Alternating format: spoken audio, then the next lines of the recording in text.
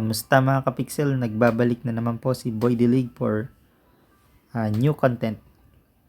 So for today's tutorial guys, ang ituturo ko sa inyo is how to unlock Grumpkin Spice Latte recipe doon sa presso machine. So pag kinausap mo kasi si Karen dyan guys, after several discussions, bali mapupunta ka na sa part na hihingan kanya ng Grumpkin Spice Latte.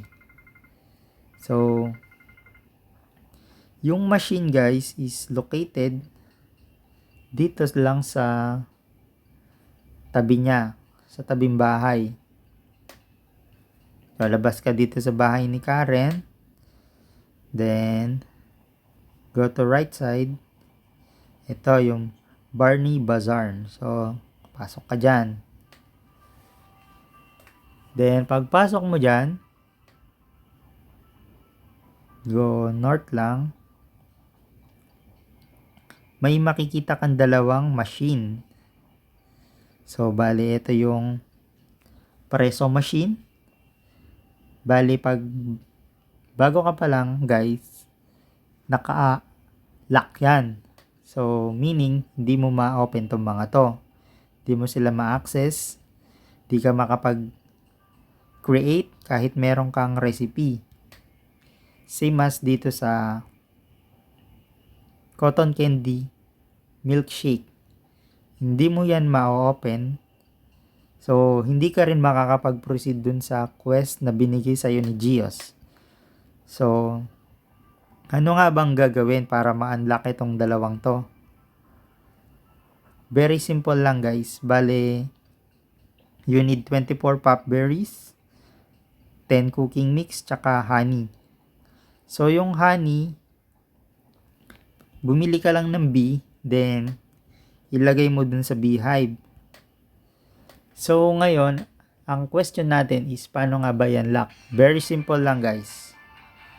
Oops, napindot ko yung home button. Sorry.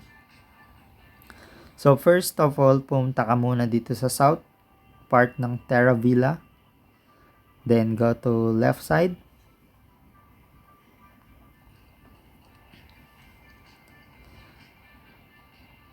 Bali, makikita mo dito si Winona at saka yung malaking barrel. So, kausapin mo siya.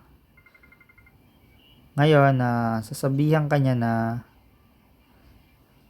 may brewing machine. So, click mo lang yan. Click mo din. Bali, mag-craft ka ng bottle of pop berry wine. So, yun yung mga requirements. Click mo lang, create. So, wait mo lang yung 1 minute. Then, bago ka pumunta dun sa taas, kailangan mo nang i-claim yung pop berry wine. Ngayon, pagbalik mo dun sa taas, so pupunta tayo ulit doon, dun sa machine. Ma-access mo na yung recipe for Grumpkin Spice Latte and Cotton Candy Milkshake. So, once na naka-unlock na sila, you can proceed on Gios Milkshake Break Quest at saka yung Karen Grumpkin Spice Latte. Karen's Latte of Gratitude. Then yung kay Gios Shake Break. So, if may trust issue ka guys, i-check mo muna before ka mag-proceed. Like, click mo yan. Pag click mo dyan, ayan guys, ma-unlock na sila. So, yung potato, actually, medyo high level of farming skill na yan. So, the only way is bumili ka muna sa marketplace. So, itong Orange Grumpkin, basic na yan. So, nandun lang yan sa may carnival.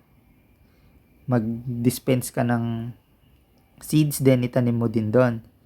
Then, for the Grumpkin, yung color blue.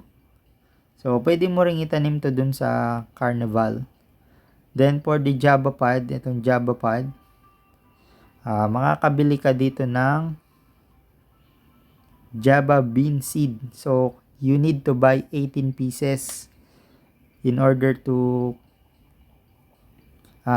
craft 3 Java Pod. Then, yung milk naman, cow milk, of course guys, paglabas mo dun sa bahay ni Karen, may cow doon, bigyan mo lang siya ng Mumunch. So, yan. Once na complete na yung recipe mo, click create, then i-submit mo lang kay Karen. So, I hope guys, may natutunan na naman kayo sa video na to.